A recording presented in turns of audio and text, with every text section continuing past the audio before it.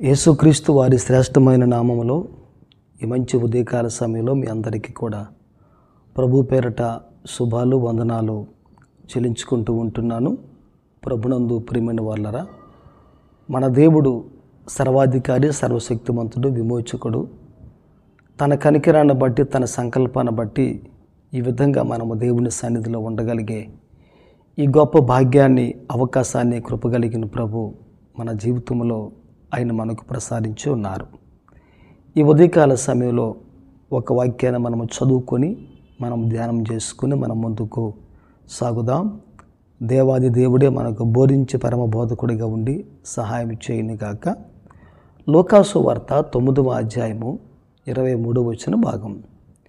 ఈ లూకాసు వార్త 9:23లో మన వాక్యాన్ని చూడగలిగితే, మరియు ఆయన అందరితో ఎట్లైనను, ఎవడైనను నన్ను వెంబడింపగోరిన ఎడ్ల తన్ను తాను ఉపేక్షించుకొని ప్రతిదినము తన సిలువను ఎత్తుకొని నన్ను వెంబడింపవలను అని బైబిల్ గ్రంథములో ఈ మాటను ఆ విధంగా మనం చూడగలుగుతూ ఉంటున్నాం.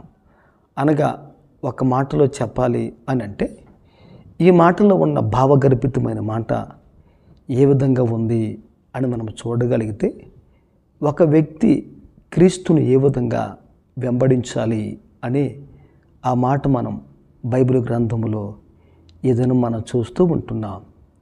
క్రైస్తవ జీవితం ఎప్పుడు కూడా అది శ్రమతో కూడిన జీవితం. సుఖం, సంతోషం, శాంతి, సమాధానం ఎల్లప్పుడూ ఉండే జీవితం మాత్రం కానే కాదు.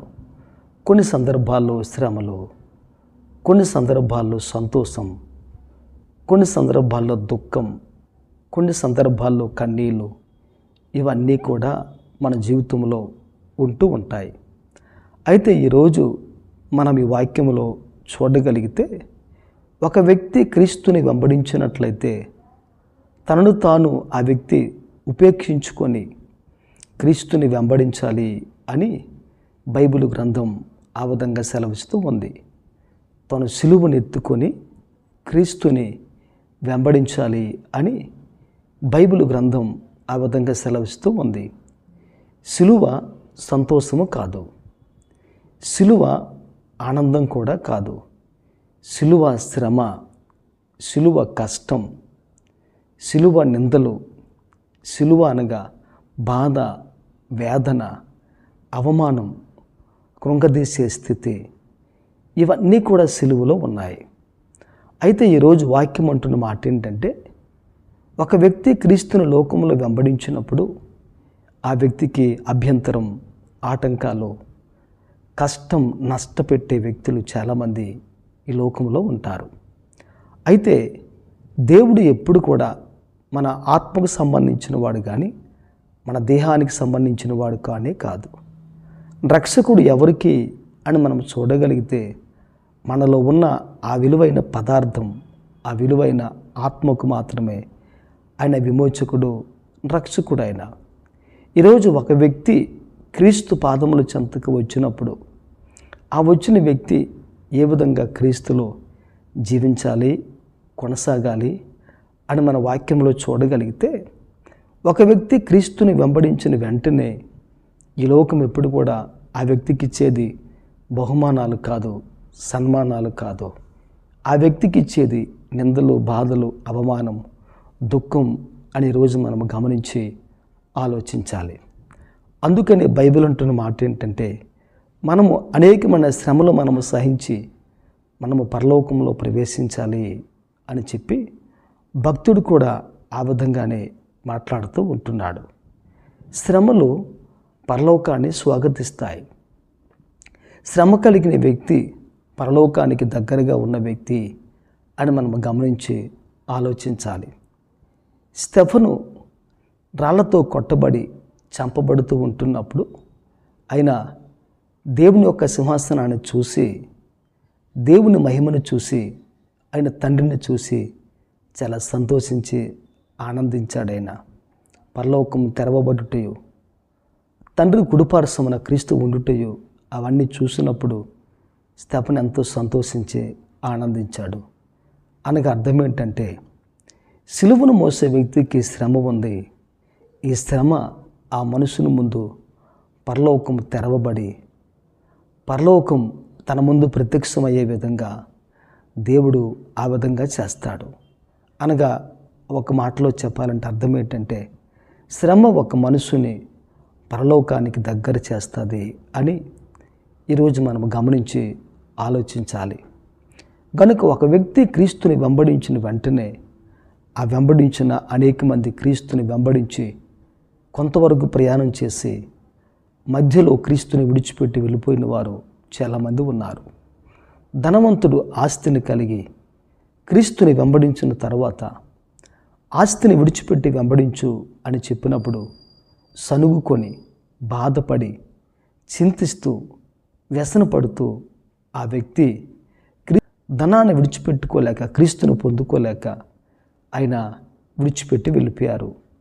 అనగా వాక్యం అంటున్న మాట ఏంటంటే, ఒక వ్యక్తి దేవునికి సిరికిని దాసుడిగా ఉండనేరడు అని ఈరోజు మనం గమనించి ఆలోచించాలి.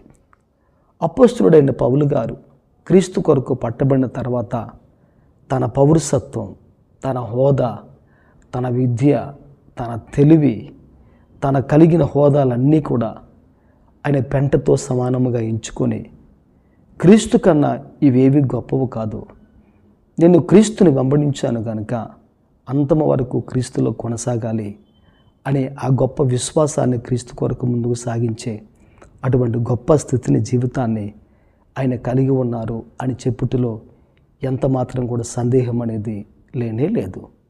కనుక ఈరోజు ఒక వ్యక్తి క్రీస్తుని వెంబడించినప్పుడు, క్రీస్తుని వెంబడిస్తూ లోకం వైపు, క్రీస్తుని వెంబడిస్తూ ధనం వైపు, క్రీస్తుని వెంబడిస్తూ పాపం వైపు ఈ విధంగా చూడగలిగితే, ఆ చూసినప్పుడు ఆ వ్యక్తి ఉపేక్షించుకొని సిలువను ఎత్తుకున్నప్పటికీ కూడా ఆ ప్రయోజనం లేకుండా మధ్యస్థంగా ఆ వ్యక్తి క్రీస్తుని పోగొట్టుకునే అవకాశం ఉంది. కనుక ఈరోజు క్రైస్తవుడు ఎప్పుడు కూడా ఒక వ్యక్తి క్రీస్తుని వెంబడించాలంటే ఆ వ్యక్తి తనను తాను ఉపేక్షించుకొని తన సిలువను ఎత్తుకొని క్రీస్తుని వెంబడించినట్లయితే ఆయన సిలువను మోసుకుంటూ గొల్గొతా కొండ వరకు వెళ్ళారు. ఆ గొల్గొతా కొండ నుండి యేసయ్య సమాధి వరకు వెళ్ళారు. సమాధి నుండి యేసయ్య ఆయన అందరూ చూస్తుండగా ఆయన గలిలయ ప్రాంతంలో అనేక మంది చూస్తుండగా ఆరోహణమై పరలోకానికి అని వెళ్ళిపోయారు. అనగా అర్థం ఏంటంటే, సిలువలో ఇన్ని ఘట్టాలు ఉన్నాయి. సిలువ తరువాత శ్రమ, ఆ తరువాత మరణం, ఆ తరువాత సమాధి, ఆ తరువాత ఎత్తబడడం, ఇన్ని కార్యాలు ఉన్నాయి. కనుక ఒక వ్యక్తి క్రీస్తులో ఆ విధంగా క్రీస్తుని వెంబడించి ఒక వ్యక్తి కొనసాగినట్లయితే ఇన్ని మెట్లు దాటుకుంటూ రావాలి. ఇంత జీవితాన్ని దేవుని కొరకు జీవించాలి. ఇంత బ్రతుకు ప్రభు కొరకు బ్రతకాలి.